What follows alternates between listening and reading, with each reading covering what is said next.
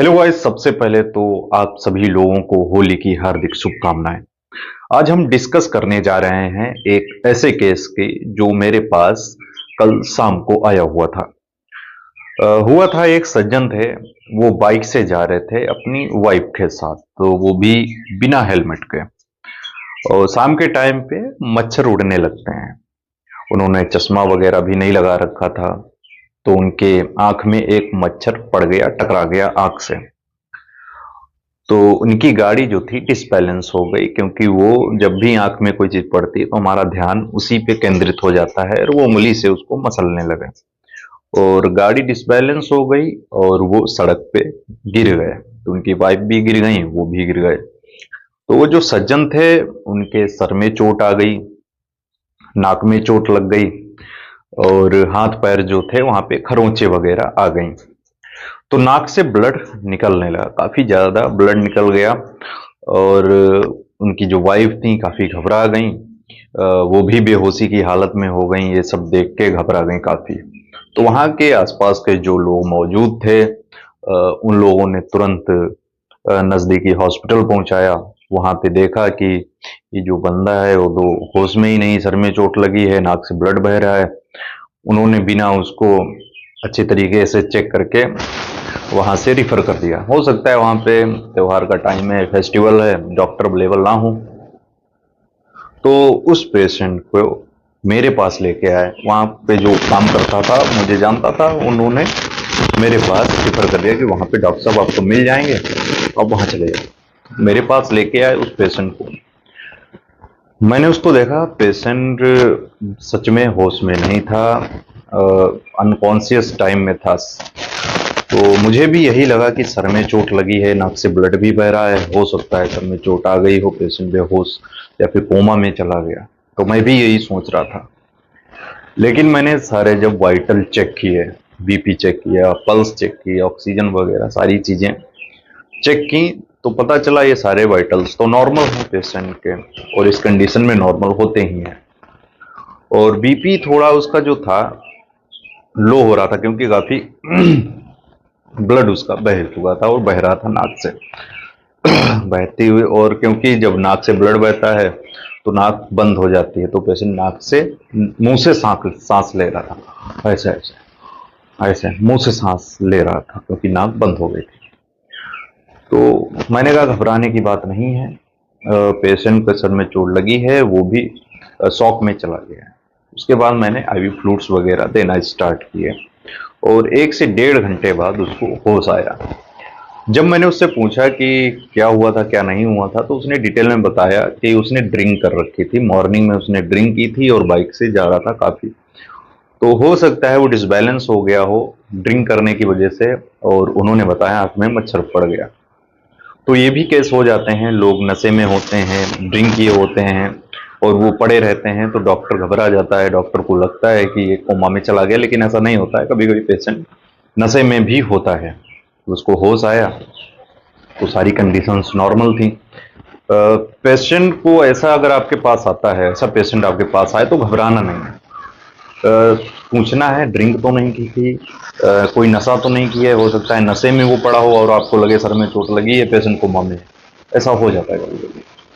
तो यही सब जानेंगे, ऐसे पेशेंट को कैसे मैनेज करना चाहिए और क्या गलतियां नहीं करनी चाहिए। ऐसे पेशेंट को सबसे पहले तो सर में जो चोट लगी है वो देखनी चाहिए। कई बार क्या होता है, सर में चोट लगती है, वहां पे क्लॉट बन जाता है, और जब भी फट जाता है, फूट जाता है, तो ब्लड निकल जाता है, लेकिन कई बार वहां पे स्वेलिंग आ जाती, क्लॉट बन जाता है। जो चेक करें, पेशेंट की खरोंचें चेक करें, कहाँ कहाँ पर चोट लगी है, हाथ पैर में खरोंच लगी है, ये सारी चीजें चेक करें। अगर नाक से ब्लड आ रहा है, जब भी नाक आप चेक करें, देखिए उसकी नाक की हड्डी तो नहीं टूटी है। उस पेशेंट की नाक की जो हड्डी थी उसमें चोट आई थी, वो फ्रैक्चर हो गई थी, इसीलिए कंटिन्यू ब्लड आ रहा था, अंदर से ब्लड नहीं आ रहा था। ब्रेन में कोई भी चोट नहीं थी, पेशेंट एकदम नॉर्मल था। जो ब्लड आ रहा था नाक से, वो नाक में फ्रैक्चर हो गया था, इस वजह से ब्लड आ रहा है। तो सबसे पहले आप चेक करें पेशेंट कॉन्शियस है या फिर नहीं है। अगर कॉन्शियस नहीं, सबसे पहले पता करें नशे में तो नहीं है। ये चीजें हो गई। और देखे पेशेंट अबनॉर्मल बिहेवियर तो नहीं कर रहा है।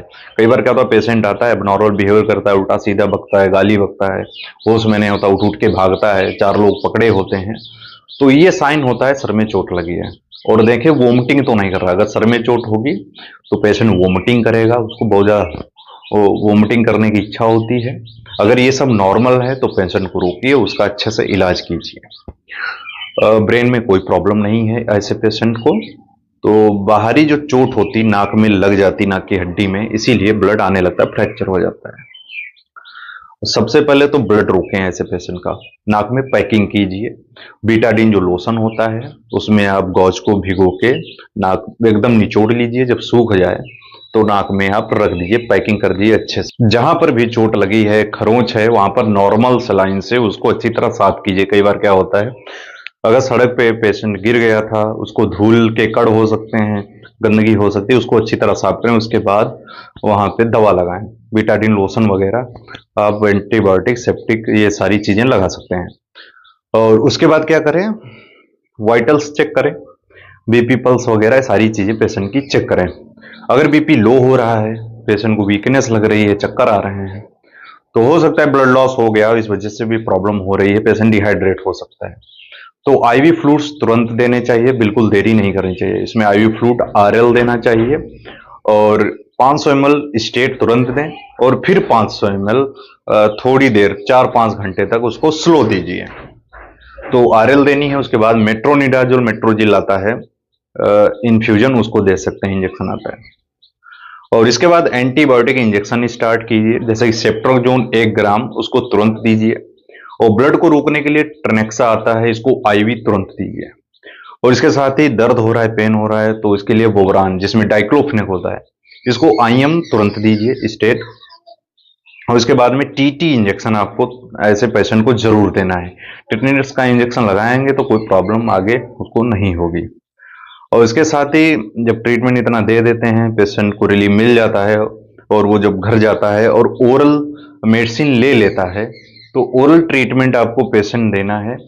आपको टेबलेट देनी है एमॉक्सिसिलिन और पोटेशियम क्लोराइड, जैसे कि एमॉक्सी-सीवी 625 mg की एक टेबलेट सुबह शाम, और इसके साथ में जीरोडॉल एसपी टेबलेट सुबह शाम, इसके साथ में टेबलेट एसीलॉग 150 mg सुबह शाम दीजिए। लगातार 5 दिन तक देना है। अगर ओरल नहीं दे पा रहा है, प्रॉब्लम हो रही है, तो इंजेक्शन आप सेप्ट्रोक्सोन 1 ग्राम 1 हफ्ते तक दीजिए, सुबह शाम देंगे पेशेंट को, तो वुंड जो होते जल्दी रिकवर हो जाते हैं, इन्फेक्शन नहीं होता है। इसके साथ ही ताकत के लिए मल्टीविटामिन बी कॉम्प्लेक्स, आयरन की सिरप, कैप्सूल, ये सारी चीजें आप ऐड कर सकते हैं।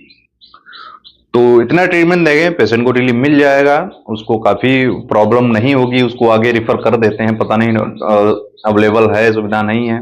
और उसका सीटी स्कैन, एमआरआई वगैरह भी आप करा सकते हैं, एडवाइस कर सकते हैं, पेशेंट अफोर्ड करता है तो लिख दिए, नहीं तो कोई जरूरत नहीं होती है। तो दोस्तों आज के लिए इतना ही, आपको समझ में आया होगा। अगर कोई ऐसा पेशेंट आ जाता है जिसके सर में चोट है, नाक से ब्लड बह रहा है, उसको कैसे मैनेज करें, घबराएं ना, और बिल्कुल पैनिक होने की जरूरत नहीं है। इससे रिलेटेड और भी ज्यादा जानकारी चाहते हैं, ऐसे वीडियो और भी देखना चाहते हैं, तो चैनल को सब्सक्राइब कर लें।